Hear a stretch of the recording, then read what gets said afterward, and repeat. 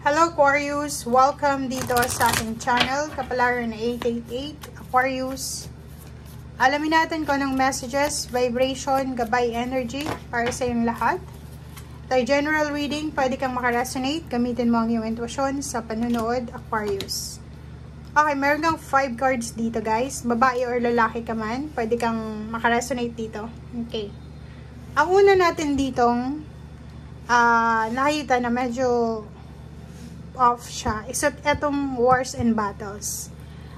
Siguro in a relationship ka and kasalukuyan kang nakaka-experience ng misunderstanding or pwedeng third party or mga betrayal sa relationship or pwedeng friendship or pwedeng family or pwedeng work. Okay, comment down below. Or dalawang tao, babae and lalaki, ang kasalukuyang may misunderstanding or may pinagdadaanan silang battles together. Mag-asawa ba to? Magkarelasyon? Magnanay? Magtatay? Magkapatid? Or kung ano pa man siya. Marami kang napagdaanan, Aquarius, na sadness, heartaches, pain, betrayal, or lahat ng klase ng dahilan para malungkot ka sa nakaraan mo. Maraming nawala sa'yo, nawalan ka ng relationship, ng trabaho, ng kapamilya, or ng kung ano pa man. Marami kang daladala, kung baga sa kahit saan ka pumunta, ang dami-dami mong bagahe. 'Di ba? Marami kang pinapasan, may mga grudges, resentment, galit, or hinanakit. Meron din na pagsisisi, parang ganun.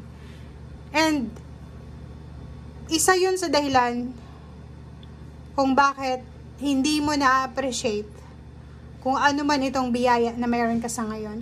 Kasi kahit sabihin mo, Aquarius, na ako yung tao na never pang naging masaya. Ako yung taong palagi lang problema yung naandito sa akin. Nakafocus ka sa problema mo eh. Hindi mo masyadong na-appreciate yung nangyari sa'yo na hindi maganda. Kasi may maganda man or hindi maganda na nangyari sa buhay mo, may lesson doon na dapat kang matutunan. Kasi pag hindi mo natutunan yung leksyon na yon, paulit-ulit mo yun lang yung gagawin. 'Di ba? Parang lang yan eh, sa relationship, ilang beses kang naloloko, hinahayaan mo din na niloloko ka.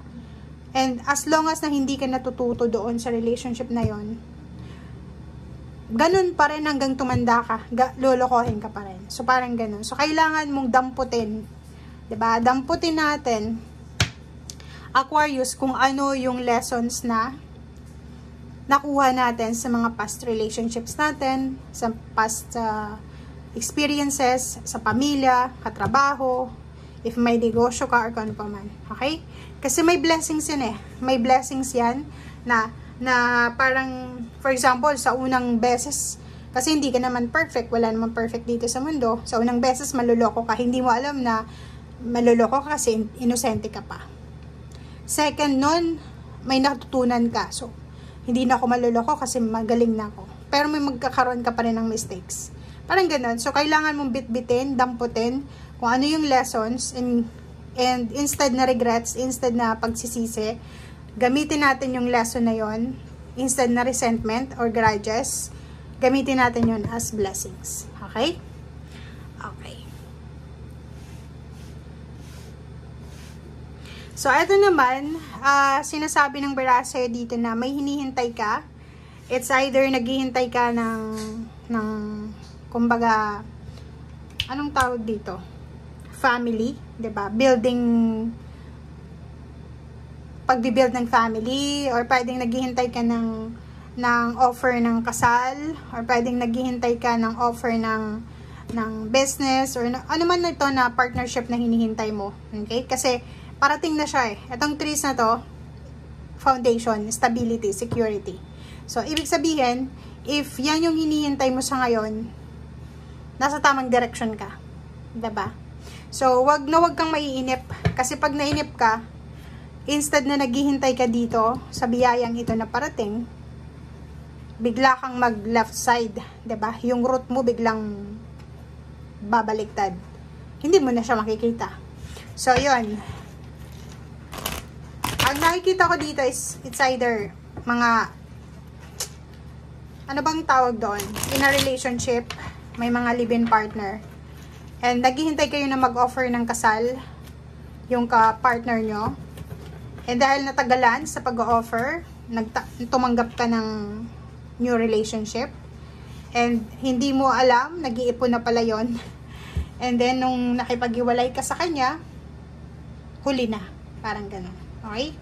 So, yun. Diba? Tingnan mo. Number 2, number 4, 6. May hindi dito kontento. Medyo naboboard na siya. May hindi kontento, naboboard na siya sa kanyang pagiging single. Sa paghihintay kung kailan siya pakakasalan ng kanyang karelasyon. Meron din ditong in a relationship na bored na siya kasi nasa long distance relationship siya. Like for example, mag-isa lang siya sa Pilipinas, yung asawa niya nasa ibang bansa, wala pa silang anak. Parang ganun. Parang ganun. So, may nakakaramdam dito ng hindi kontento dahil sa sobrang paghihintay.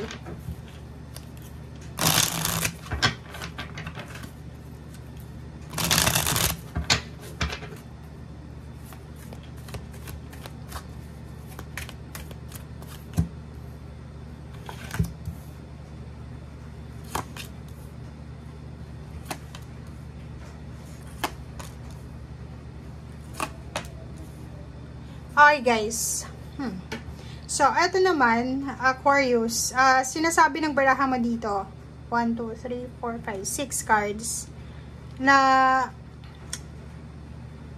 marami kang obligations. Pwedeng breadwinner ka, or pwedeng itong hinihintay mong karelasyon mo na mag-propose sa'yo. Hinihintay mo mag-propose siya ng kasal. Siguro hindi niya pa kaya kasi breadwinner siya. It's either panganay siya or marami pa siyang obligations. Or ikaw ito na yung karelasyon mo ay pagod na sa paghihintay sa'yo. Kung kailan ka ba magsisay yes? Kailan na ba yung selebrasyon? Kailan na ba maghahanda kayo ng kasal? Magsasama? Ganito, ganyan. Okay? Kung makikita mo dito, isang decision making ang kailangan mo daw na gawin. Isang judgment, lumabas ka sa kung saan man nasulok, naroon ka sa ngayon, kung ano man ang reason mo sa ngayon, lumabas ka yan, okay? Kasi may naghihintay sa'yo eh, or it's either ikaw yung hinihintay, o ikaw ang naghihintay, diba? So, freedom. Meron ditong Aquarius na sobrang gustong-gusto nang makaalis sa relationship. Meron ditong Aquarius na gustong makaalis sa problema sa pera. Gustong yumaman. Meron ditong Aquarius na ginagawang gabi ang araw dahil sa sobrang pagtatrabaho. Kasi gusto niyang mahawakan yung pera, lumaki yung savings niya, makuha niya lahat ng satisfaction sa financial. Comment down below if resonated ka dyan, guys. Okay? So, thank you guys and see you again. Bye!